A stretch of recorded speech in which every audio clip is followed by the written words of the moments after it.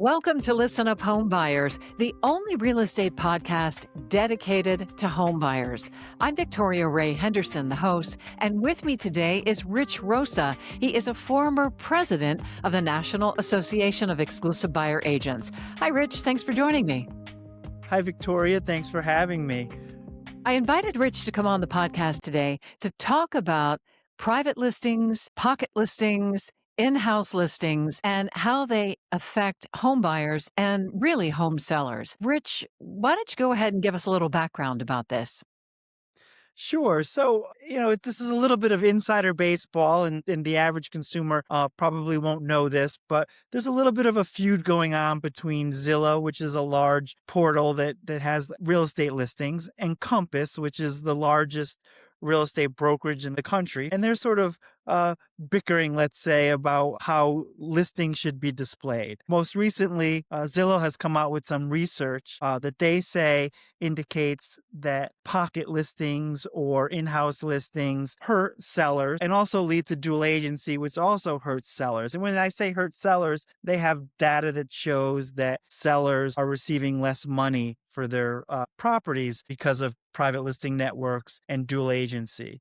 The data shows that from 2023 to 2025, they found that sellers in dual agency transactions lost a combined $1.49 billion, and sellers who kept their home off the MLS lost an additional $1.36 billion.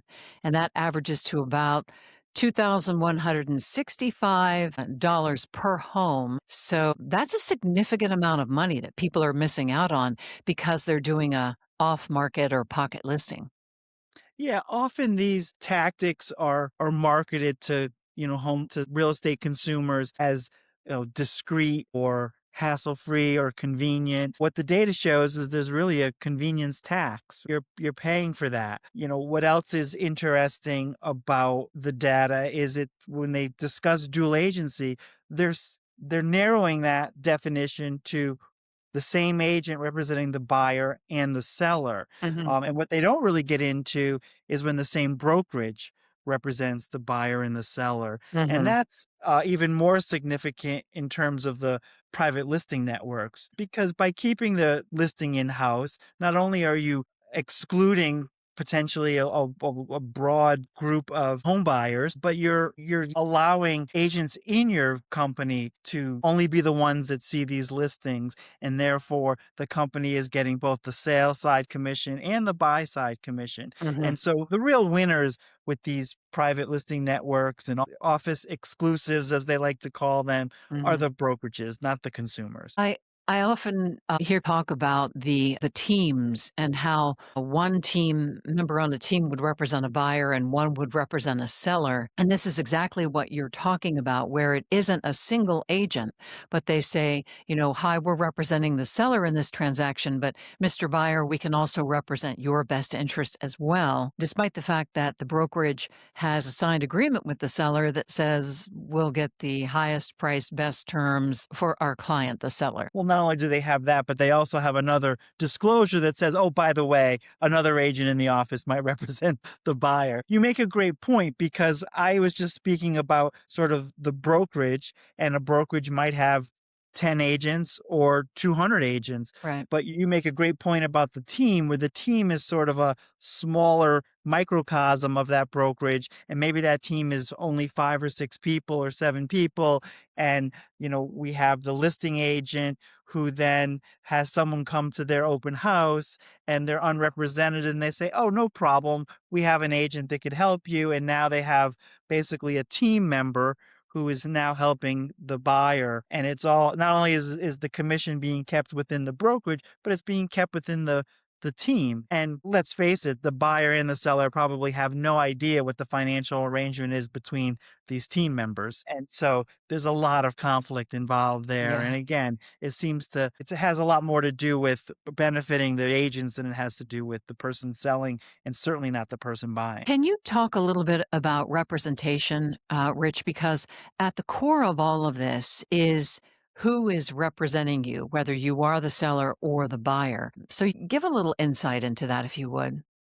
Sure. So I think, this particular research focused on sellers and how sellers are hurt by these private listing networks and by dual agency. I think that you could look at this data at any given time, and I think from transaction to transaction, a seller might be hurt, a buyer might be hurt. I think the bottom line is that we know that when buyers and sellers have dedicated representation, an agent that has a fiduciary responsibility to get them the best price and the best terms, whether you're representing the seller or the buyer, that Mhm. is better for everyone. And so I think what's really at the core here is that people need their own representation. They need someone who's working just for them, looking out for just them, and doesn't have all of these other financial incentives to do other things that may or may not be in the best interest of their client. So it really comes down to that, fiduciary responsibility to your individual client. I've actually asked a couple of agents who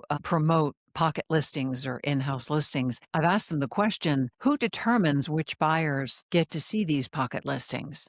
And what is the criteria that's being used for that? Because to me, it seems like that would be ripe for fair housing violations. You're absolutely correct. I mean, if we are excluding certain people from seeing listings and having the opportunity to buy a home, that is exactly what a violation of fair housing looks like. And I think the people who are promoting these sorts of private listing networks and off-market uh, uh, listings and pocket listings and in-house exclusives and all these fancy names that they try to give it, they will tell you that, oh no, we tell sellers that they can't exclude anyone. But if you can't find it, that's just another form of exclusion. And if you Mhm. can't get the listing agent to call back your agent, that's just another form of exclusion. And so I think you're correct in pointing out that this is really ripe for fair housing violations. Rich Rosa is a former president of the National Association of Exclusive Buyer Agents and a co founder of Buyers Brokers Only, serving the greater Boston area. Rich, thanks so much for taking time out to join me on Listen Up Homebuyers. Thank you, Victoria, for having me and for doing this podcast for homebuyers.